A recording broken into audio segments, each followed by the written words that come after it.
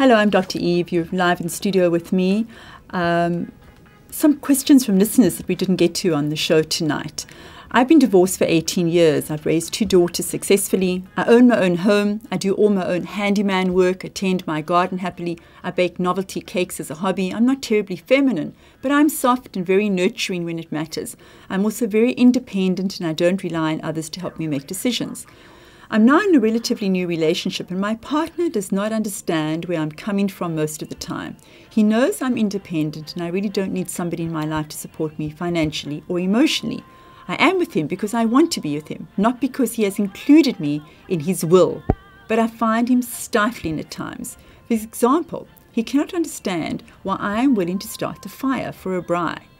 I must admit I'm finding this relationship very difficult, and I know it's because I'm not gender specific. I have never been gender specific, even as a child, and I was wondering, is there a book, something to describe transgender topics and conversations that people who are a little bit transvariant have so that I can find myself? I am prone to mild depression at times and always put this down to the fact that I am different and I should not surround myself with people who have very different expectations from me. Help me, Dr. Eve.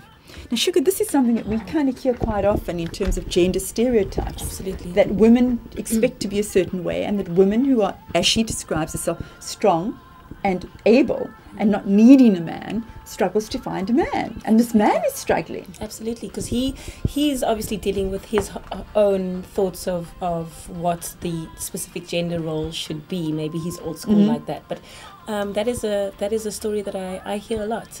Women are sometimes forced to take on those type of certain manly kind of roles, like changing light bulbs and doing things for oneself because there isn't a man around.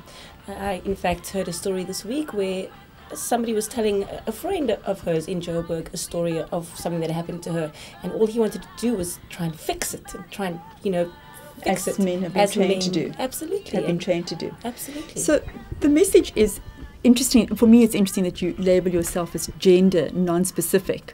I think everybody should label themselves as gender non-specific because we get into trouble if we try and find a box for ourselves, which this is typically female, this is typically male. We should really be comfortable with the fact that we're on a continuum of variance around our gender, and we shouldn't be specific or trying to fit the mold because then we become uncomfortable with ourselves. We lose the solidness within ourselves and we're unable to find a good fit with the relationship. If you are finding in the relationship similar to this that you are too strong or too independent, this is not a relationship you should be in. You don't want to be putting yourself down for strength or for ownership of self. Contact me, dreve.co.za.